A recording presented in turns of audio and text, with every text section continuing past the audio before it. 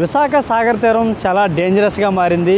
ఏదైతే ఒకసారిగా ఈ TU-142 యుద్ధ విమానం అలాగే సబ్మెరీన్ పక్కనే ఉన్నటువంటి ఈ పార్క్ అంతా చూస్తున్నాం. ఇక్కడ కొబ్బరి చెట్లు అంతా కూడా ఉంటాయి. కొబ్బరి చెట్లు పక్కనే చాలా వరకు కూడా పర్యాటకులు సేద తీరే విధంగా మొత్తం బెంచీలు కూడా ఏర్పాటు చేశారు. అయితే మొన్నటి వరకు కూడా సముద్రం చాలా వరకు వెనక్కి ఉండేది. ఈ ఒక్కసారిగా వచ్చిన వర్షాలు అలాగే ఈ ఋతుపవనాల ప్రభావంతో అధిక వర్షాలు పడడంతో ఒక్కసారిగా సముద్రం అంతా ముందుకు వస్తుంది. మనం ముందుకు చూస్తున్నాం, రాళ్ళన్నీ కూడా బయటకు వచ్చిన పరిస్థితి కనిపిస్తుంది. పర్యాటకులు అక్కడ సేద తీరుతున్నప్పటికి కూడా రాళ్ళన్నీ కూడా బయటకు వస్తున్నాయి. ఈ అలల తాకిడి ఏదైతే ఉందో ఉద్రిక్తతలో ఎక్కువగా ఉన్న నేపథ్యంలో ఈ ఒక్కసారిగా అలలన్నీ కూడా బీచ్కి కొడుతున్నాయి. కనీసం రోడ్డుకి కొంత దూరంలో మాత్రమే బీచ్ ఉంది. ఇదంతా కూడా చాలా డేంజరస్గా మారింది. పర్యాటకులు ఉండే ప్రదేశంలో ఇటువంటి రాళ్ళు ఏర్పడుతుంటే అధికారులందరూ కూడా అప్రమత్తమై ఇదంతా కూడా క్లియర్ చేయని చెప్పేసి ప్రజలందరూ కూడా కోరుతున్నారు. ప్రజెంట్ అయితే ఈ 4 రోజుల నుంచి కూడా ఇది ఎలా దర్శనమిస్తుంది. అయితే ఇదంతా కూడా ఒకసారిగా చెట్లు కూడా పడిపోతున్నాయి. అధికారులందరూ కూడా పట్టించుకొని ఈ సాగర్ తీరాన్ని మొత్తం అంతా కూడా కాపాడాలంటే కూడా చెప్తున్నారు.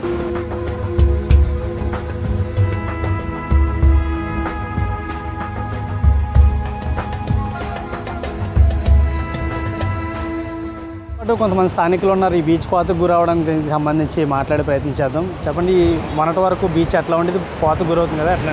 అవును, మొన్నటి వరకు చూసుకుంటే లాస్ట్ టైం వచ్చినప్పుడు వాటర్ చాలా వెనక్కి ఉండేది అండ్ ఇంకా బీచ్ కూడా నీట్గా ఉండేది.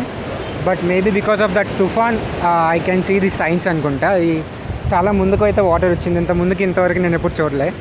లాస్ట్ 20 years నుంచి వైజాగ్లోనే ఉంటున్నాను నేను. బట్ ఇంత ముందుకు వచ్చినంత బీచ్ అంటే ఉన్నాయి కానీ బట్ హుదూద్ తుఫాన్ ఆ టైంలో ఇంత అలా చూసాం. కానీ మళ్ళీ ఈ టైం ఇప్పట్లో ఇంతగా ఎక్కువగా అనిపిస్తుంది. పార్క్ అంతా కూడా ధ్వంసమయ్యే పరిస్థితి ఉంది. ఎట్లా అనిపిస్తుంది?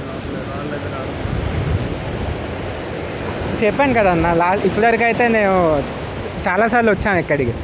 బట్ ఇంత ఇదిలా బీచ్ అయితే అనిపించలే. బట్ ఏదైనా వైజాగ్ వాళ్ళకి ఆ బీచ్ అంటే ఎమోషన్. సో ఆల్మోస్ట్ అందరు ఇటువంటి అయినప్పుడు వచ్చి అలా చూసి వెళ్తుంటారు. బట్ అలానే నేను ఈరోజు జస్ట్ అలా క్యాజువల్గా వచ్చా. బట్ చూస్తుంటే చాలా ఎక్కువ రాళ్ళు ఉన్నట్టు అండ్ వాటర్ కూడా ఎక్కువ ముందుకు వచ్చినట్టు అయితే క్లీన్గా కనిపిస్తుంది. కొంచెం ముందుకు వస్తే రోడ్డు కూడా వచ్చే పరిస్థితి కనిపిస్తుంది. అవును, బట్ అంతవరకు అయితే రాకపోవచ్చు. అప్పుడప్పుడు జరుగుతుంటాయి. బట్ నేను లాస్ట్ ఎప్పుడో రీసెంట్గా అక్కడ బీచ్ ఏదది పార్క్ పోయిందని విన్నాం. అదే నేను రీసెంట్లీ ఇక్కడ ఉండట్లేదు అనమాట. సో అలా ఊరొచ్చాను, చూద్దామని వచ్చాను. ఆబ్వియస్లీ ఆబ్వియస్లీ అధికారులు పట్టించుకుంటే ఇంకా బాగా డెవలప్ అవుతుంది. బట్ ఇప్పటికైతే పట్టించుకుంటున్నారు. బట్ ఇంకా కొంచెం కేర్ ఎక్కువ ఉంటే ఇంకా మంచిది అనుకుంటున్నాను నేను. చూసుకున్నట్లయితే ఈ బీచ్ కోతకు గురవడం పర్యాటకులు కూడా ఆశ్చర్యం గురవుతున్నారు. ఎక్కడైతే అధికారులందరూ కూడా పట్టించుకొని కోతకు గురవకుండా చూస్తే పర్యాటకంగా చాలా వరకు వచ్చి ఇక్కడ సేద తీరడానికి బాగుంటుందని కూడా చెప్తున్నారు. ఇది ఇక్కడ పరిస్థితి. Wow 2 studio.